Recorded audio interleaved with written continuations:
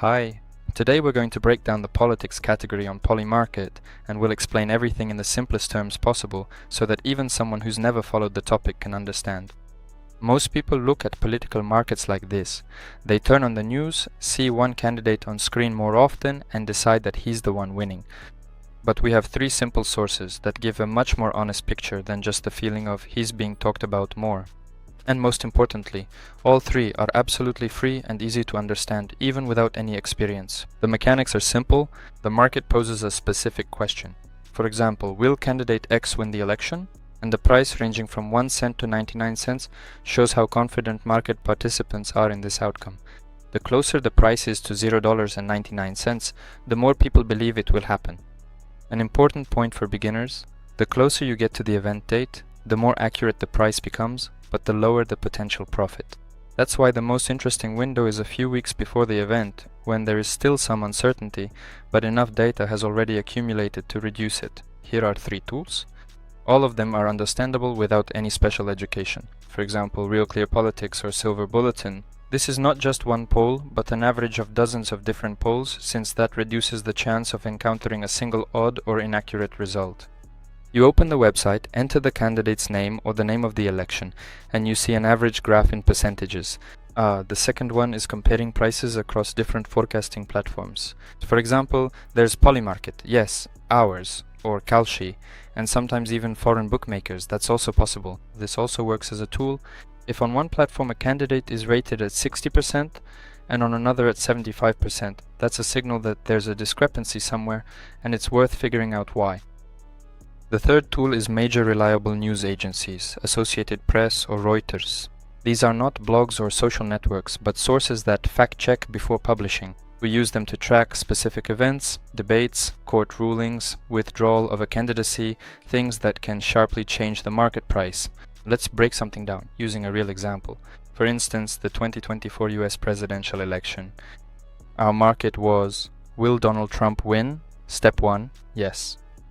We open the aggregated polls. We see the percentage, some votes, like how many people voted for each candidate. At that time, a few weeks before the election, national polls showed a very close race, literally just a couple of percentage points difference between the candidates. Based on the polls alone, it seemed almost impossible to predict the outcome. Step 2. We also compare prices on different platforms, whether it's Kalshi, Polymarket or bookmakers. However, that doesn't really matter in this context. We need to carefully evaluate and analyze all of the various prediction prices for Trump's victory. And at that specific time, across several different platforms, including Polymarket and other similar decentralized prediction markets, the price for Trump's victory was significantly and noticeably higher than what one would normally expect. Especially given such a remarkably close score in the national polls, market participants were factoring in additional elements that regular nationwide polls failed to capture well. For example, the margin of error in polls in key swing states during previous election cycles. Step 3. We also check the news on these two sites. You can use just one, but it's better to use both, yeah. Yes, it will definitely give us the most highly accurate, extremely specific and detailed information that we really need for this project.